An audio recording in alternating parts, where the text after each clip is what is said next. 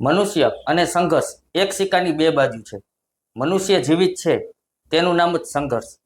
હંમેશા મનુષ્યના જીવનમાં સંઘર્ષ આવતો હોય છે, પરંતુ તે સંઘર્ષની સામે લડીને, તે સંઘર્ષની સામે ટકીને મનુષ્ય આગળ આવે તે જ તેની સિદ્ધિ ગણાય. તો આ રીતે આજે પોઝિટિવ મોરબીની ઓફિસે વિશાલભાઈ ભીમાણી, રિયલ એકેડમીના ઓનર, આપણી સાથે જોડાયેલા છે. વિશાલભાઈનો પરિચય આપો તો મોરબીની અંદર જે ક્રિકેટના રસિકો છે અથવા તો ક્રિકેટ શીખવા માંગે છે તે દરેક લોકો વિશાલભાઈને ઓળખતા હશે. વિશાલભાઈએ પણ પોતાના જીવનની અંદર અનેક સંઘર્ષો જોયા છે અને આ સંઘર્ષ સામે લડીને, આ સંઘર્ષ સામે ટકીને આજે તેઓએ રિયલ ક્રિકેટ એકેડમી મોરબીમાં ઊભી કરી છે અને હજારો બાળકોને તેમાં ક્રિકેટ શીખડાવીને તેમની કારકિર્દી અને તેમને સ્પોર્ટ પ્રત્યે એક આગવું સ્થાન આપ્યું છે. તો સૌપ્રથમ વિશાલભાઈ, પોઝિટિવ મોરબીમાં આપનું સ્વાગત છે. આજે આ ક્રિકેટની અંદર રિયલ એકેડમીનું નામ મોરબીની અંદર ગુંજતું છે. તો આ રિયલ એકેડમીની શરૂઆત કઈ રીતે કરી અને આપનો થોડોક સંક્ષિપ્ત પરિચય પણ આપશો. આમ તો પેલા થેન્ક યુ પોઝિટિવ મોરબી અને વિષ્ણુભાઈ, જયેશભાઈ. આમ તો મારા પરિચયમાં ખાસ તો અત્યારે નાના છોકરાથી મોટા લઈને બધા મને ક્રિકેટની ભાષામાં ગણો તો વિશાલભાઈ ભીમાણી એટલે બધા ઓળખે છે. ક્રિકેટ અને મારું નામ બે એકબીજાના પર્યાય છે. અને રિયલ ક્રિકેટ એકેડમીની શરૂઆત મેં 3.5 વર્ષ પહેલા કરી. કે એક મારો એવો વિચાર હતો કે મોરબીને એક પર્ટિક્યુલર ક્રિકેટની દુનિયામાં એવું એક નામ આપવું છે કે જે માનીએ ને કે સૌરાષ્ટ્ર લેવલે ક્રિકેટ તો ભાઈ કે મોરબીમાં આપણે જવું છે, રિયલ ક્રિકેટ એકેડમી. આવું અત્યારે હાલના સમય અત્યાર મુજબ આપણે એવું માની કે રિયલ ક્રિકેટ એકેડમી અને મોરબી ક્રિકેટમાં એક અગ્રીમ સ્થાન છે. અનેક બિઝનેસ આજે લોકો કરતા હોય છે, તો બાળકોને ક્રિકેટ શીખવવાનું છે, આવું તમે શા માટે વિચાર્યું? આમ તો મારું એવું બેકગ્રાઉન્ડ છે કે બધા, અને ખાસ મોરબી કે બધા સિરામિક જોડે જ સંકળાયેલા હોય છે. બટ મને એક એવો વિચાર હતો જ, અને પહેલેથી એવું હતું કે ભાઈ બીજા કરતા કંઈક અલગ કરીએ. અને ખાસ એક તો ક્રિકેટ મારો એવો શોખ હતો કે ભાઈ ક્રિકેટમાં કંઈક કરી છૂટવું છે. અને મને પહેલેથી એવો શોખ હતો કે એઝ અ કોચ મારા ગાઈડન્સમાં કોઈ આગળ વધે, અને એના માટે ઘણું બધું મારે બી સ્ટ્રગલ કરવું પડ્યું.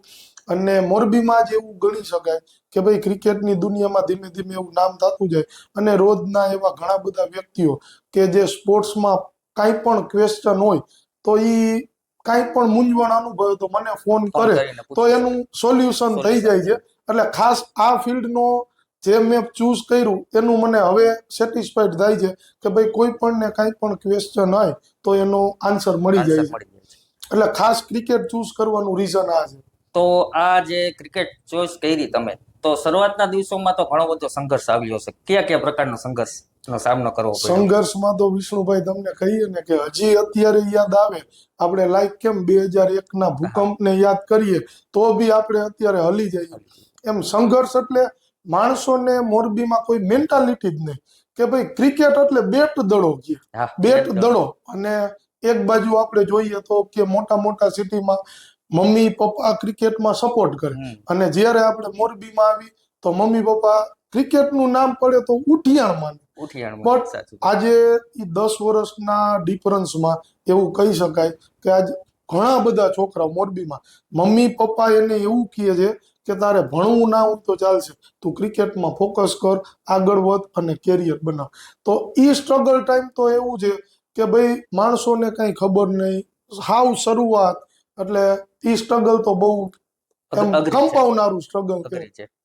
તો જ્યારે શરૂઆત તમે કરી ત્યારે ઘણા બધા લોકોએ મેણા ટોણા અથવા તો આ ન કરાય એવું પણ કહ્યું હશે, તો છતાં પણ આ ફિલ્ડની અંદર ટકી રહીને કઈ રીતે કાર્ય કર્યું? આમ તમને ખબર જ છે કે તમે કોઈ પણ એક નવા ફિલ્ડમાં જાઓ એટલે માણસોનું કામ આ જ છે, પેલા તમને રોકવામાં આવે, પછી તમે એમાં સક્સેસ જાઓ તો એ જ બધા એમ કહે કે આ જ સારું. એ વખતે જ્યારે હું રાજકોટ કોચિંગમાં જતો, રાત્રે 10:30-11 ઘરે આવું, ઘણીવાર આપણું એવું હોય કે મહેમાન આવ્યા હોય તો કે આ છોકરો ક્યાંથી આવે છે, તો કે એ ભાઈ ક્રિકેટ શીખવા છે. હવે આવું બધું ના કરાય, ક્રિકેટની આપણા ગામનું. એટલે પગલે ને ડગલે તમે કયો ને કે માણસો બધે, આજે હું પ્રસંગમાં ક્યાંય જાતો ને તોય મને સલાહ દેતા શું કરસ તો કે ક્રિકેટ. હવે એવું તે નહીં કરવાનું હોય. એટલે માણસો સપોર્ટ ના કરે તમને ડગલે ને પગલે તમે જે આગળ વધતો હોય ને એમાં વિક્ષેપ પાડે. પણ એક ભીખુદાન ગઢવી કહે છે કે કોઈ પથરા રસ્તા ઉપર પડ્યા હોય ને એ તમે અહીંયાથી નીકળી ગયા ને તમારી નિંદા કરે તમને રોકે તો એ તમે નીકળી ગયા પછીના પથરા છે, એટલે એ તમને નડવાના નથી. પણ તમે પાછું વળીને જોશો ને તો તમને બીક લાગશે. એટલે મેં કોઈ પણ જાતની કોઈના મેણા ટોળાની કોઈ પણ જાતની પરવા કર્યા વગર મારી રીતે કન્ટિન્યુ આગળ વધ્યો છું, તો આજે રિઝલ્ટ છે એનું. બરોબર છે. સૌ પ્રથમ કોઈ પણ કાર્યની શરૂઆત કરતા હોય તો મેણા ટોણા અથવા તો આ ન તારથી થઈ શકે એવું કહેતા હોય, પણ જ્યારે સિદ્ધિ મળે, જ્યારે તેમાં સક્સેસ મળે ત્યારે લોકો જ આપણી સાથે રહેતા હોય છે. તો એક સમય એવું હતું કે હાલમાં જોઈએ તો ઘણી બધી એકેડમી છે, ગ્રાઉન્ડ છે, ઘણા બધા સાધનો છે, આર્થિક રીતે પણ માતા પિતા બાળકોને સપોર્ટ કરતા હોય છે. પરંતુ તમે જ્યારે શરૂઆત કરી ત્યારે આ રીતનું થોડુંક ઓછું હશે, તો આ કઈ રીતનું? આમ તો 10, 11, 12, 15 વર્ષ પહેલા આપણે વહી જઈએ તો ત્યારે સ્પોર્ટ્સ એટલે ઝીરો હતું.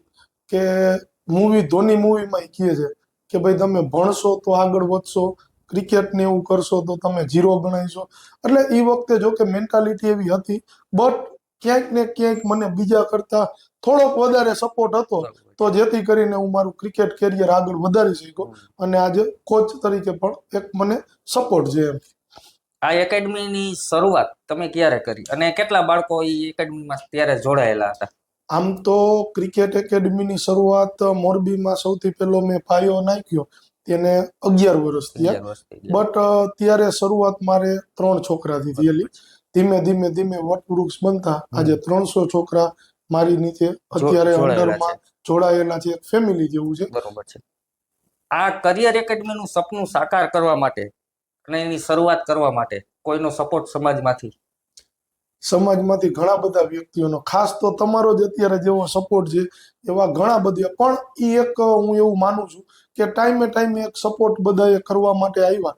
અને ખાસ તો પેલું તો ફેમિલી મેમ્બર્સ જ હોય કે ભાઈ માતા પિતા, મારી વાઈફ, દીકરા દીકરીઓ બધાનો નાનો મોટો સપોર્ટ.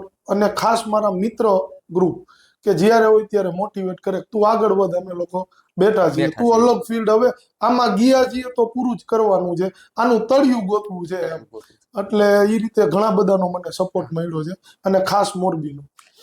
કોઈ એવી જીવનની ઘટના કે આ ફિલ્ડની અંદર કે જેના કારણે તમારી જિંદગીની અંદર એક વળાંક આખો આવી ગયો હોય?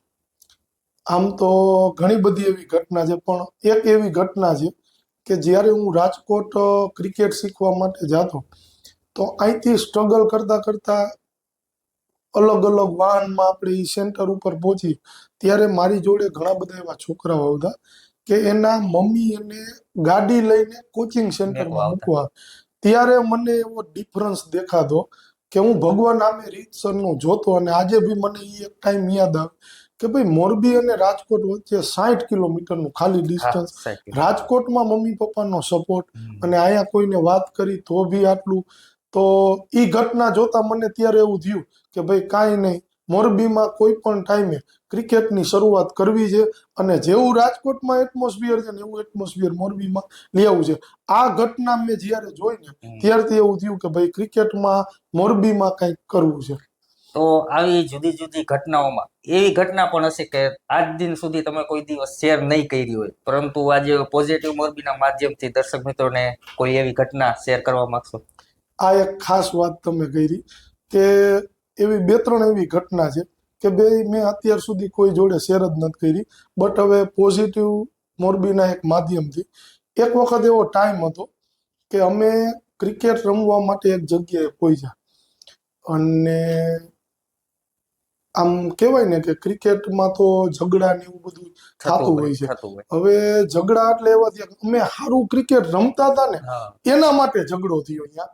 અને હવે જો આ ઘટના અમે ઘરે આવીને કહી કે ભાઈ અમારે આવી રીતે ઝઘડો થયો છે તો ક્રિકેટ બંધ કરાવી દે. એટલે આવું બધું ક્રિકેટમાં થતું રહે, એવું બધું સહન કરવું પડે. એટલે આવું બધું ક્રિકેટમાં ઘણું બધું પ્લસ માઇનસ આવ્યું, એનો ગ્રાફ જ આવો હતો, ઉપર નીચે ઉપર નીચે. એટલે આવી નાની મોટી ઘણી બધી ઘટના એવી બનતી હોય છે કે ઈ તમારે કોઈ જોડે બહુ શેર ના કરવાની, પોતાને જાણવાની, પણ એમાંની એક આ ઘટના છે. તો પરિવારનો પણ સપોર્ટ વ્યક્તિના સક્સેસમાં હંમેશા મોખરે હોય છે. તો પરિવારનો સપોર્ટ આપને કેવો રહ્યો? પરિવારનો પૂરેપૂરો સપોર્ટ, કારણ કે અમારું ખાવા પીવાથી માંડીને ઘણી વખત એવું થાય કે આપણે ડિસ્ટર્બ હોઈએ ક્રિકેટથી, તો એ ટાઈમે પરિવારનો જ એક પૂરો રોલ આવે, બીકોઝ છેલ્લે તો માણસ ઘરે જ જવાનો છે. હા. એવા પરિવારના માતા પિતાથી લઈને બધાનો, ખાસ મેં તમને કીધું મિત્ર સર્કલમાં એવું નહીં કે પુરુષ મિત્ર, હા. ઘણા બધા મારી જોડે ભણવા વાળા આ તે, એ લોકો બી એવું કહે છે કે ભાઈ તે આજે એવું ચૂઝ કર્યું છે ફિલ્ડ કે ભાઈ તું આગળ વધ, કાંઈ પણ અમારા લાયક હોય તો એમાં તને અમારો પૂરો સપોર્ટ છે. એટલે આવું મોટિવેશન મળે એટલે તમે એકલા નથી, પરિવાર છે, પરિવાર તમે સાથે આગળ વધો. તો આ રીતે મોટિવેશન દેનારા લોકો પણ હોય છે અને ઘણી વાર નિંદા કરનારા લોકો પણ હોય છે. તો આવું ઘણા બધા લોકોએ નિંદા કરી હશે અને ત્યારે પરિવાર દ્વારા તમને કાંઈ સપોર્ટ એવો મળ્યો છે કે તું ચિંતા ન કર અને તું જે ફિલ્ડમાં છો તેમાં આગળ વધા રાખ? આમાં ખાસ છે ને, મને એ ટાઈમે પરિવાર એટલે એક હું બુકને બી એક પરિવાર માનું બરોબર છું. છે, બરોબર. પરિવાર નો સપોર્ટ તો હોય જ છે, એ લોકો મોટિવ કરતા જ હોય છે કે ભાઈ એમને સ્ટ્રગલ વગર કાંઈ છે નહીં. પણ અમુક એવી બુક્સ છે કે એમાંથી અમુક જીવન ચરિત્ર વાંચ્યા પછી ખબર પડી કે આના વગર હીરાને જ્યાં સુધી ઘસશું નહીં ત્યાં સુધી ચમકવાનો જ નથી. એટલે આવું બધું ઘણું બધું મોટિવેશન આપને મળ્યા પછી એવું થયું કે ભાઈ આપણો અત્યારે ઘસાવાનો ટાઈમ છે, એટલે એનેથી આગળની આપણી સફર ચાલુ થઈ. આજથી 9-10 વર્ષ પહેલા રિયલ એકેડમીને 4 થી 40 લોકો ઓળખતા અને આજે 4000 થી 40,000 લોકો ઓળખે છે. તો આ જોઈને તમને કેવું લાગે છે? આ જોઈને ખરેખર તો આપને આનંદ જ થાય, બટ હજી તો વિષ્ણુભાઈ આ કહીએ ને કે એક વૃક્ષમાં એક પાન જ હજી તો આવ્યું છે, આખું હજી ઘટાદાર વૃક્ષ બનવાની ધીમે ધીમે શરૂઆત ચાલુ છે. હજી તો આ મોરબીની શરૂઆત છે, હજી તો ધીમે ધીમે આને એક આપણે મોટા લેવલ સુધી લઈ જવું છે. ક્રિકેટ એટલે ખાલી ક્રિકેટ નહીં, અહીંયા ક્રિકેટને એક મોટા લેવલ સુધી કે ભાઈ નાનેથી શરૂઆત કરીને તમે મોટા લેવલ સુધી પહોંચો અને 100% પહોંચશું. આજે માતા પિતા બાળકોને શાળાએ મોકલતા હોય છે તો માત્ર ભણવા માટે નહીં, તેને સારા સંસ્કાર આવે એનું પણ ધ્યાન રાખતા હોય છે. તો આ પણ એક શાળા છે. તો બાળકો તમારી પાસે માતા પિતા મોકલતા હોય તો તે ક્રિકેટની સાથે સાથે કઈ પ્રકારની આપ તકેદારી અને ધ્યાન રાખો? ખાસ આ તમે બહુ સારી વાત કરી વિષ્ણુભાઈ, કે અમારું એક જ મોટો છે, ક્રિકેટર બનશો ન બનશો એ આપણા પ્રારબ્ધની વાત છે, પણ એક ભારત દેશને એક સારો વ્યક્તિ મળે ને એ અમારી ઓલવેઝ રિયલ ક્રિકેટ એકેડમીની પહેલી પ્રાયોરિટી. ડિસિપ્લિન, ટાઈમની પંક્ચ્યુઅલિટી, રિસ્પેક્ટ કેમ કરવું, જે અત્યારના બાળકો ગુમાવતા રહીએ છે, કે માતા પિતાને કઈ રીતે બોલાવવા, એ બધું અમારા રિયલ ક્રિકેટ એકેડમીમાં ખાસ અમે લોકો આ વસ્તુનું નાનું છે પણ અમે લોકો ધ્યાન રાખી છે. એક સારો માણસ ભારત લેવલને ઇન્ડિયાને મળે એવી પેલી અમારી પ્રાયોરિટી હોય છે. તો ક્રિકેટ જગત સાથે જોડાયેલા મોરબી જિલ્લાના એવા કોઈ લોકો નહીં હોય જે રિયલ ક્રિકેટ એકેડમીમાં અથવા તો વિશાલભાઈ ભીમણીના નામથી પરિચિત નહીં હોય. તો ભવિષ્યમાં તમે ક્યાં સુધી દ્રષ્ટિ કરી શકો કે રિયલ એકેડમી આગળ કઈ રીતને વધી શકશે? ખાસ આપણે જેમ વાત કરી કે હજી આ શરૂઆત છે, હાવ નાની શરૂઆત છે. હજી આને મોટી શરૂઆત પહોંચાડવા માટે બધાનો સાથ સહકાર મળશે તો 100% આમાં કોઈ વાર લાગશે નહીં અને એક મોટી માણસો એક પ્રાઉડથી કહી શકશે કે ભાઈ રિયલ ક્રિકેટ એકેડમી અમારા મોરબીમાં છે. તો આ રીતે સંઘર્ષમય તમારા જીવન દ્વારા મોરબીના જે યુવાનો છે તેમના જીવનમાં પણ સંઘર્ષ આવતો હોય છે, તો તેમને શું સંદેશ આપશો? કે ભાઈ જો તમારે આજ બધા વ્યક્તિને એક માણસ તરીકે આપણે હ્યુમન બીંગ છીએ તો આગળ વધવાની ઈચ્છા જ હોય. અમિતાભ બચ્ચન જેવી રીતે કેબીસીમાં કહે છે કે ભાઈ એક કીડી 1000 વખત ચડવા માટે કરે, પડે છે પાછી ચડે છે, ટ્રાય કન્ટિન્યુ કરવી પડશે.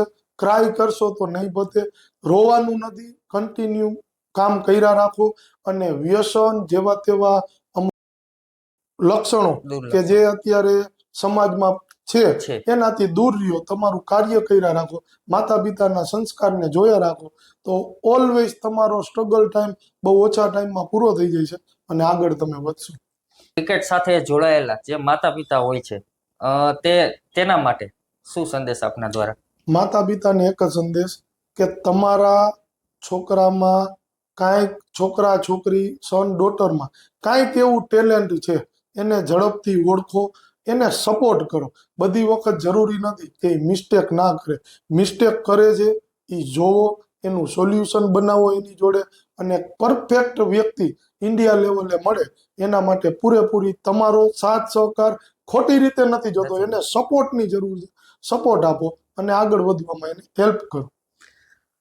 તો વિશાલભાઈ, પોઝિટિવ મોરબીમાં જોડાવા માટે આપનો ખૂબ ખૂબ આભાર.